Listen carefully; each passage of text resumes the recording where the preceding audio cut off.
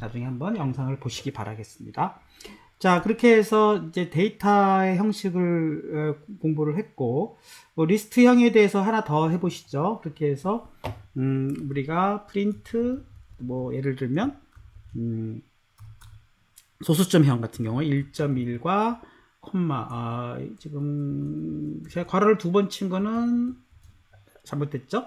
괄호를 한 번 치고 대괄호를 쳐서 1.1과 1.2 3.14 이런 식으로 좀 머리가 살살 아프죠. 4.2 이런 식으로 지금 4개의 리스트를 만든 겁니다. 요소를 잘 보시면 어떤 거는 점이고 어떤 거는 콤마고, 그쵸, 쉼표고, 피리어드, 콤마 이렇게 되어 있으니까 머릿속에서 잘 따져 보셔야 됩니다. 여기까지가 1.1, 1.2, 3.14, 4.2, 그러니까 4개의 플로트 형수가 들어가 있구나 하는 걸 여러분이 딱 보실 수 있어야 돼요. 그러니까 이거가 잘 안 보이면은 머리가 이제 조금 정리가 안 되는 거지. 그래서 눈에는 잘 익숙하지 않아 보일 수도 있죠. 그러나 여러분이 이런 것들을 좀 철저하게 잘 지키면 이거 딱 보고는 이것이 어디에 실수가 있구나 하는 걸 알 수가 있죠. 그래서 오타 같은 것이 잘 안 나도록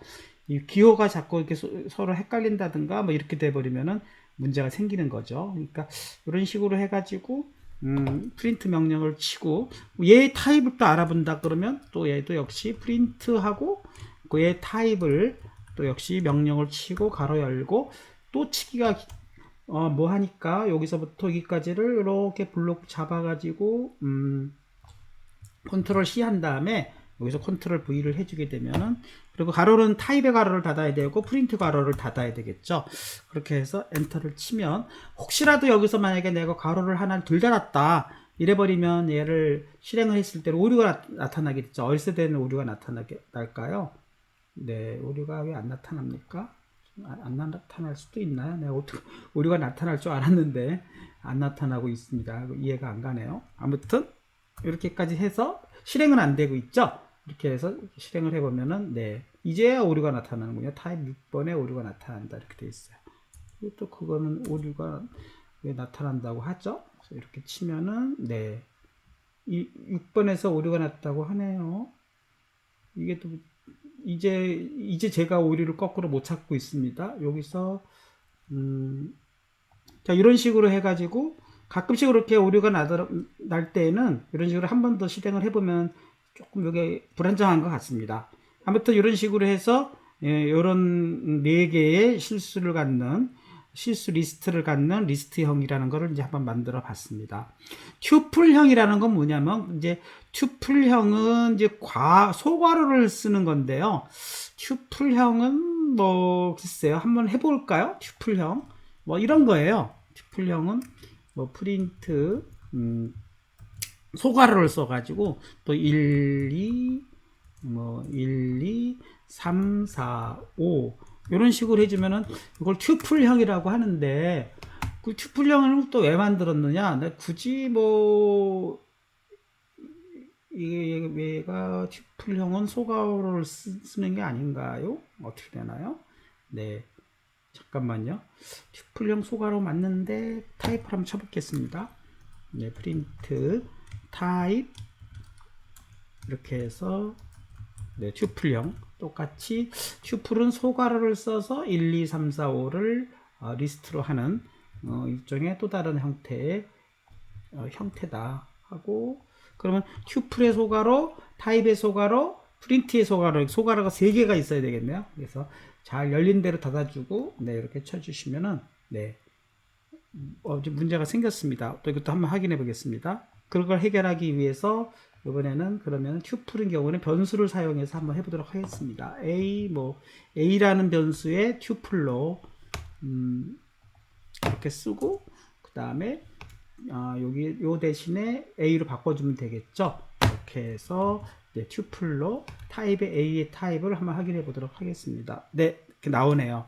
네, 요거는 나중에 한번 따로 왜 이런지는 튜플을 설명하기 위해서 제가 단순히 상수로 쓰려고 그래, 변수를 쓰지 않고 상수로만 설명하려고 하다 보니까 튜플은 말 그대로 고정된 바꿀 수가 없는 그러한 변화가 일어나지 않는 리스트를 튜플이라고 하는데, 나중에 우리가 이제 빅데이터를 공부할 거나 머신러닝을 공부하게 되면은 이 튜플용을 또 쓰게 돼요. 그래서 지금은 여러분들과 프로그래밍 강좌를 할 때 튜플을 사용하는 예가 별로 없을 것 같아서 설명은 안 하려고 했는데, 컴플렉스처럼 일단 그런 종류는 있다는 것을 알려드리기 위해서 좀 튜플용을 하다 보니까 얘만 예외적으로 변수를 쓰게 됐습니다. 네.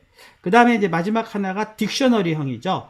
딕셔너리형도 한번 해보도록 하겠습니다. 딕트형은요, 어떻게 쓰게 되냐면은, 지금 우리가 사전형이라고 불리기도 하는데, 사전형은 중괄호를 사용합니다. 이것도 그냥 변수를 써보죠. B는 사전형으로 내가 예를 들면 A 이를 사전형이라 그래가지고, 글쎄요, 이걸 어떻게 하면 될까요? 이름은 이렇게 해볼까요? 이름은 네, 이름이라는 것은 문자열로 막이다 이렇게 해주고요. 네. 그 다음에 이게 지금 막 들어갑니다. 여기 또 이름도 내가 보기에는 스트링형으로 가야 되겠네요. 이렇게 해서 name 박이다 이렇게 해주고, 네. 그 다음에 콤마 나이는 age로 해가지고, 나이는 이번에 그냥 한글로 그냥 16세다 숫자로 들어갑니다. 그러면 여기도 사전형의 페어는 이 컬런을 사용해요. 이렇게 쓰고, 그 다음에 몸무게를 한번 해볼까요? 몸무게는 weight 이렇게 해서 네, 이렇게 해서 해주고, 컬런을 쓰고, 컬런은 시프트를 써야 됩니다. 그래서 56.6이다 이런 식으로 해가지고 이것을 사전형으로 묶었다고 칩시다. 그러면은 B라는 리스트에 우리 사전형으로 이렇게 했구나 하고 이해하면 되겠죠. 그렇게 해서 얘를 한번 엔터를 치겠습니다. 그리고 프린트, 네, 역시 B를 쳐보고, 또 프린트 타입의 B를 쳐보도록 이렇게 해서 요거의 형태가 어떤 식으로 자료가 저장되는가를 확인해 보도록 하겠습니다. 이렇게 해주면, 네, 이런 식으로 해서 지금 또 이게 안 나오고 있습니다. 사전형, 네, 계속 여기서 오류가 나네요. 이렇게 엔터 치고 한번 해볼까요? 네, 네, 요것도 오류가 없는데 한 번 더 플레이를 했더니 또 이제 오류가 사라졌네요. 여러분들 이런 식으로 오류가 나는 경우는 그냥 할 수 없어요. 크게 프로그램에 오류가 없는데 뭔가 얘가 조금 이상하게 해석을 해서, 그럴 때는 계속 플레이를 실행 버튼을 자꾸 눌러가지고 제가 보기에는 아무 오류가 없는데 자꾸 이렇게 시비를 거네요. 네, 이런 상태를 해주면 지금 어떤 B라는 변수에 저장되어 있는 값은 사전형으로 들어갔다, 딕트형으로 들어갔다. 일단 요거의 의미는 나중에 제가 하나하나 이 자료형에 대해서 공부하도록 하고, 오늘은 종류를 공부하는 시간이니까 이런 식으로 해서 자료형의 숫자의 3가지, 그 다음에 문자열과 리스트형, 그 다음에 튜플형, 딕트형의 4가지, 이렇게 파이썬 자료형의 종류 7가지를 공부해 봤습니다. 일단 요거에 대한 연습은 지금 저와 함께 파이썬 모드에서 해보기도 하고, 프로그래밍 모드에서 해보기도 하고, 프로그래밍 모드에서 아직 변수를 사용하지 않고 해보려고 했는데, 딕셔너리형과 그다음에 튜플형은 약간 변수를 써서 해보긴 했습니다만, 아무튼 요걸 통해서 우리가 자료형에 대해서 7가지 형을 공부해 보았습니다. 자, 요거가 여기까지 잘 따라오신 분이 있으면 네, 자료형이라고 응답을 해 주시기 바라겠습니다. 네, 잘 따라오고 계시는 것 같습니다. 자, 이렇게 파이썬에서는 이것을 자료형, 영어로는 타입이라고 하는데요. 데이터 타입에 대해서 이 7가지를 따로 지정하지 않고요. 상수에 표현되는 형식에 따라서 자동적으로 지정된다고 합니다. 그래서 여러분들이 어떤 자료들이 어떤 식으로 정리되느냐에 따라서 옛날 C 언어에서는 인트형이다, 플로트형이다 미리 이렇게 선언을 하고 그 변수를 썼는데 파이썬에서는 자동 지정형으로 해서 굳이 자기가 지정을 안 해도 자기가 값을 이렇게 다이나믹하게 표현할 수 있다는 것이 있습니다. 한번 확인해 보겠습니다.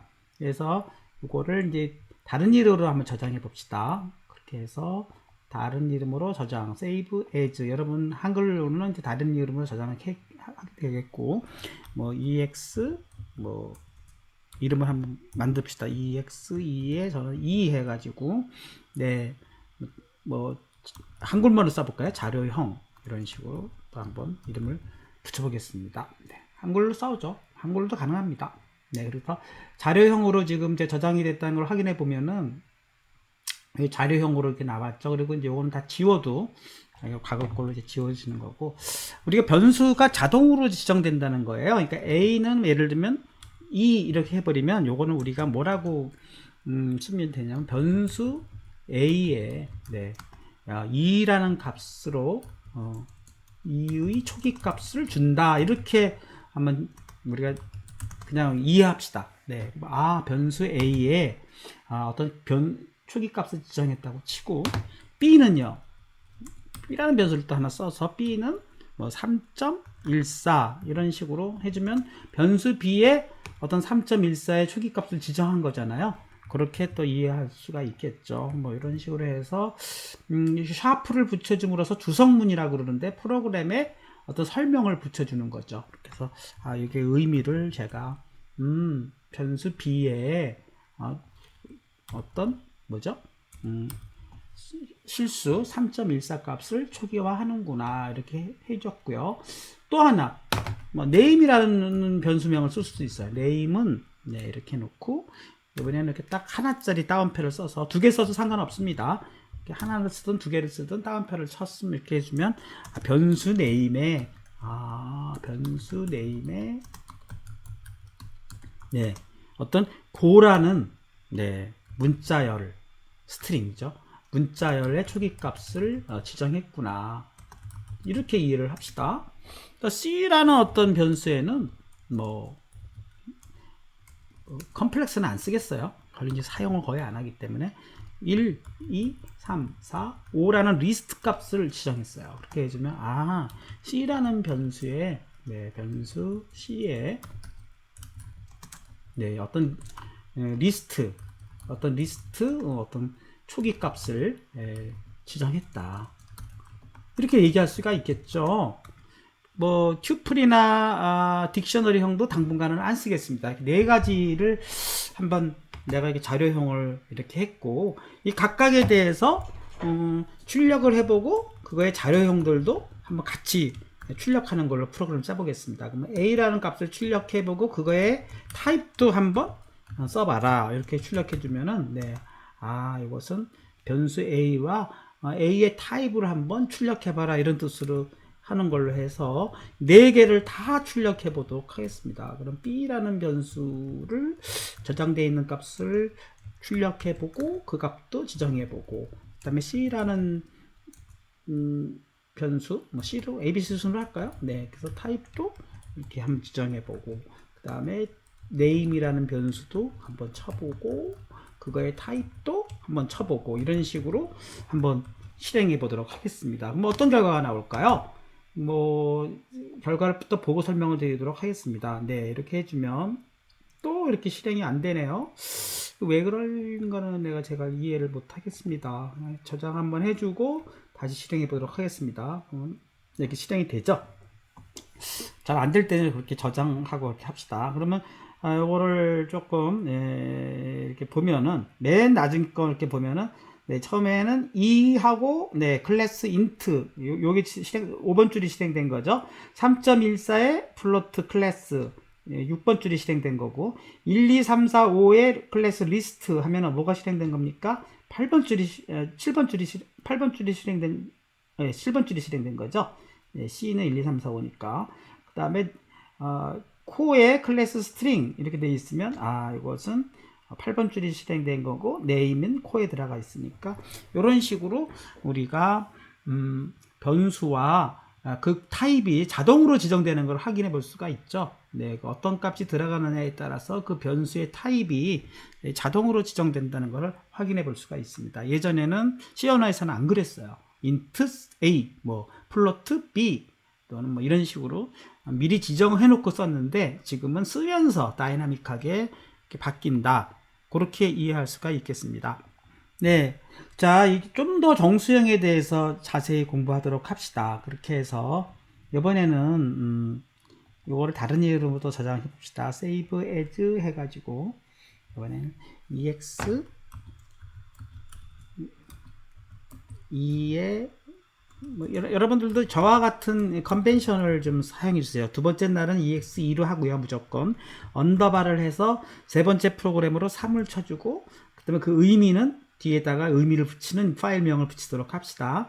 그래서 이번엔 정수 자료형, 네, 뭐 이해하기, 뭐 이렇게 한번 이름을 또 붙여보고, 그 다음에 형식은 무조건 py로 되어 있으니까 .py로 안 쓰셔도 되고, 불안하면 .py를 쳐도 되고 상관은 없습니다. 네, 여기 파일 형식이 이미 있기 때문에 저는 안 쓰고, 그걸 잘 여러분이 따져 보시기로 하고요. 네, 그러면 이제 뭐 요거는 닫아버리면 X로 이렇게 닫아주면 편집창에 얘만 남는 거죠. 이렇게 해주고 얘를 폴더창을 열어보면은 조금 더 폴더 내에는 네, 이게 지금 우리가 그동안 짰던 프로그램들이 주르륵 있는 게 확인이 될 수가 있겠죠. 자, 이 상태에서 이제 얘네들을 새로 짜는 거니까 저는 다 그냥 지우고 그 다음에 이제 정수형 자료 요약이 해가지고 한 번 더 공부하도록 하겠습니다.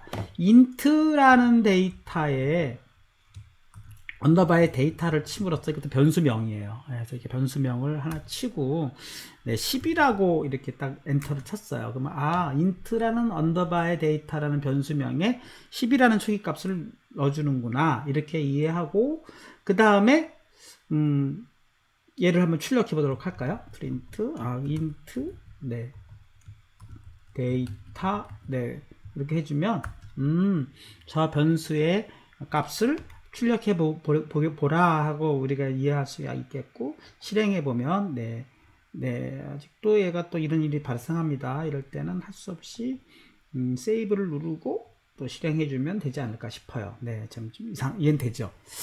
여러분은 바로 될 줄 모르겠는데 제가 보기엔 세팅이 좀 잘못된 것 같습니다. 제가 나중에 환경을 세팅을 해서 자동 저장이 되고 실행하도록 이렇게 바꾸겠습니다. 그렇게 안 된 친구들은 일일이 수동으로 세이브를 넣어주고 실행을 해야 될 것 같습니다. 아무튼 이렇게 10과 10이라는 것이 이렇게 제대로 출력이 됐죠. 네, 이렇게 우리가 일반적으로 쓰는 숫자는 10진수입니다. 10진수는 별도의 지정 없이 지정할 수가 있어요.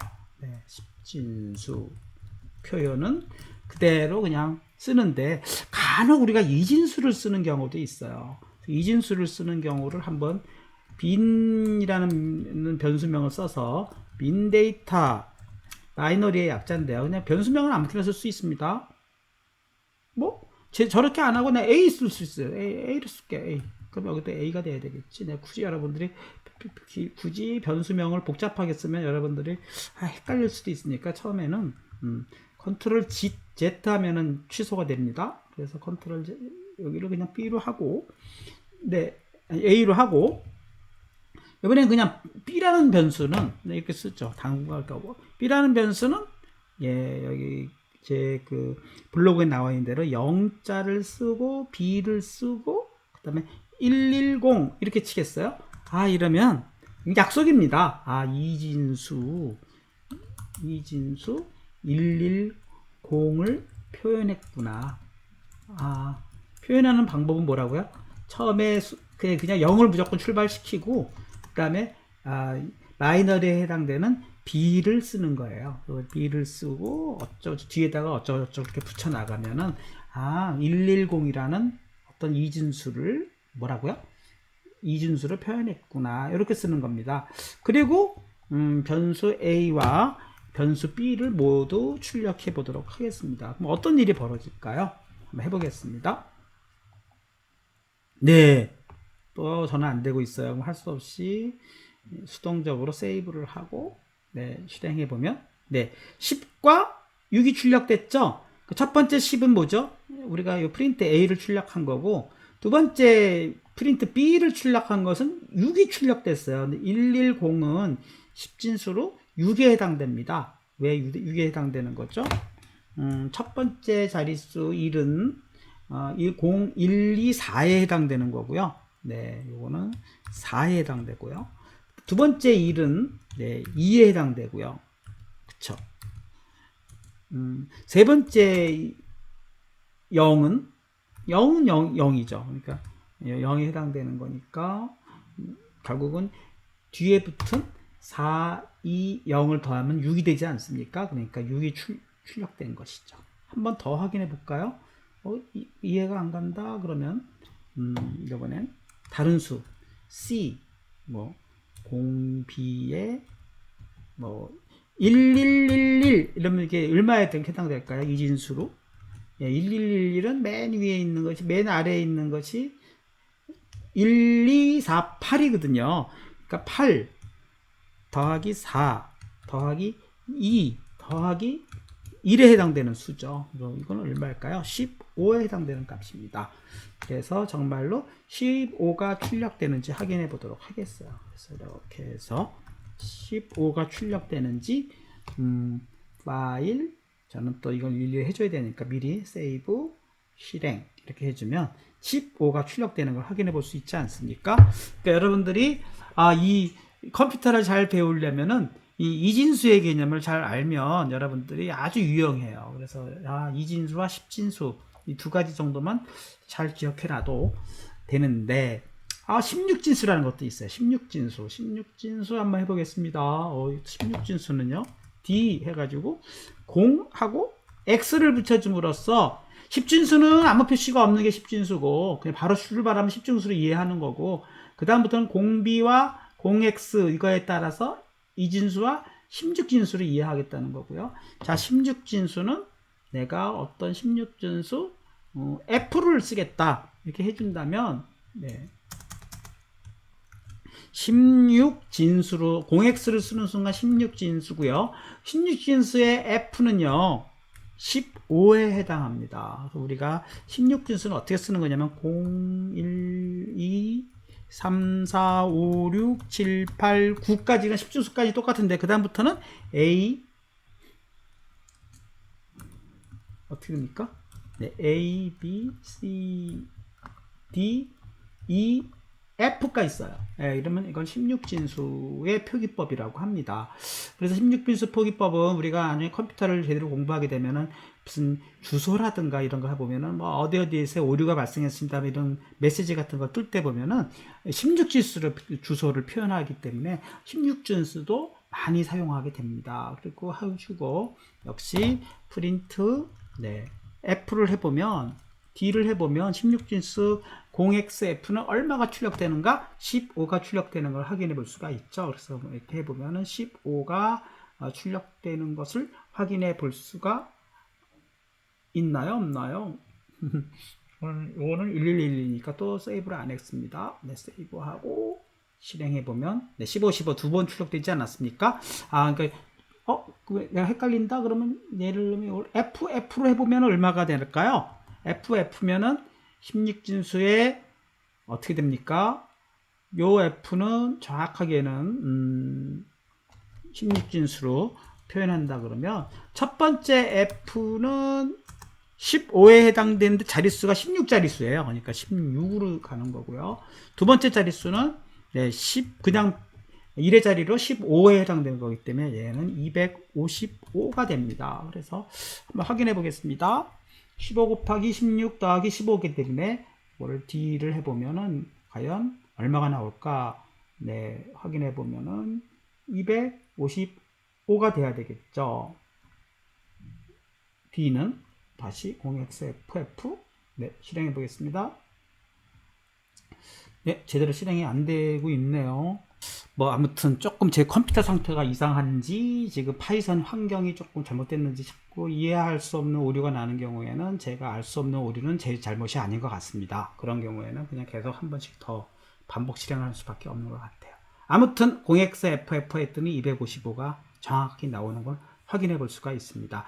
이런 식으로 해서 16진수까지 우리가 이해를 해 보았습니다. 네, 이것도 이 진법의 표기법은 잘 이해할 수 있을 것입니다. 그리고 범위에 대해서 잠깐 공부하겠습니다. 정수의 범위는 어디까지인가?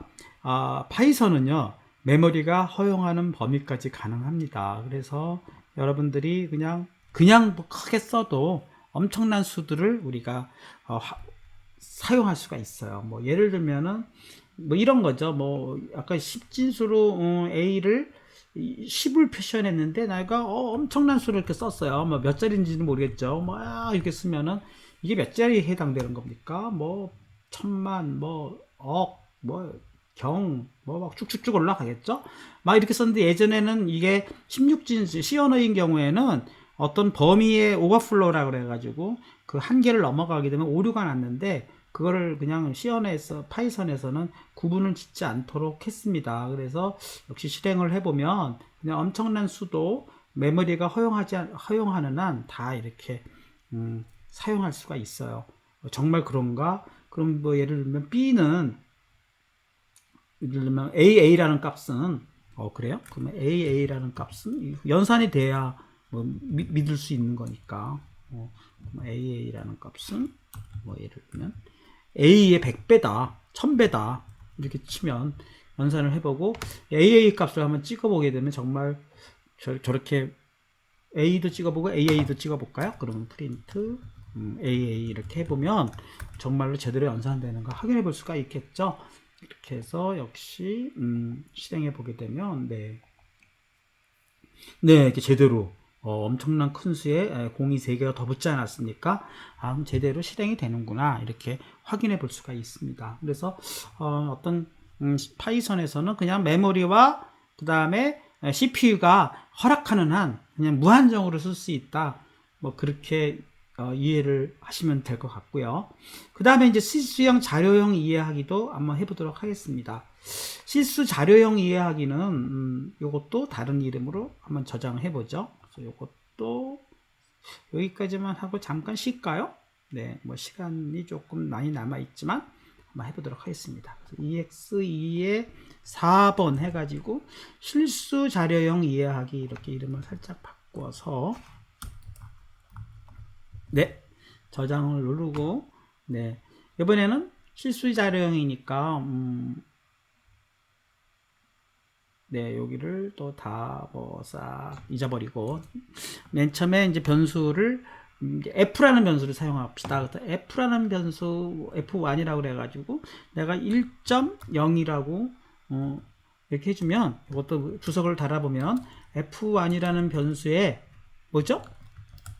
네, 1.0의 초기값을 저장하라 이렇게 머릿속에 기억하자 이거죠. 1.0의 초기값을 네, 저장한다, 지정한다, 뭐 다 비슷한 말인데, 네 이렇게 우리가 이름을 붙이고 그 다음에 F2는요, 이게 왜 F3라고 했을까요? 이렇게 해놓고 뭐 예를 들면 1.5에 2에 3 이렇게 해주면 이것은 이제 지수적 표현법이라고 하는데 이것은 F2라는 변수에 뭐라고요? 네. 1.5 곱하기 뭐 원래 이제 프로그래머 언어에서 스타를 쓰는데 여기는 주성문이니까 그냥 이렇게 내가 문자 X를 썼어요. 곱하기 10의 3제곱. 이것도 이런 표현은 없습니다. 그냥 제가 만들어낸 거예요. 제곱은 C 언어에서는 이렇게 안 써요. 파이썬에서도 그렇게 안 쓰고. 네, 이렇게 씁니다. 1.5에 곱하기 10의 3제곱. 네. 파이썬 용법으로 쓴다면 여기 되겠죠. 1.5에 3제곱은 뭐라고 그랬죠? 우리가 스타라고 했죠. 이렇게 쓰면 사실은 똑같은 말입니다. 요거는 그냥 곱하기 연산이고 요거는 제곱의 뜻이죠. 뭐 이렇게 해놓을까요? 그런데 파이썬식으로 네 이렇게 해놓고 프린트 F1과 F2를 동시에 출력해 보도록 하겠습니다. 이렇게 해주고 역시 불안하니까 네, 저장 누르고 그 다음에 실행 버튼 눌러보도록 하겠습니다. 그렇게 해주면 네, 첫 번째는 1.0이 나왔고 두 번째는 1500.0이 나왔죠. 1500.0은 곱하기 10의 3제곱임을 확인해 볼 수가 있죠. 네, 이렇게 표현이 제대로 되고 있는 것을 확인해 볼 수가 있습니다. 자, 요것이 된 친구들은 한번 또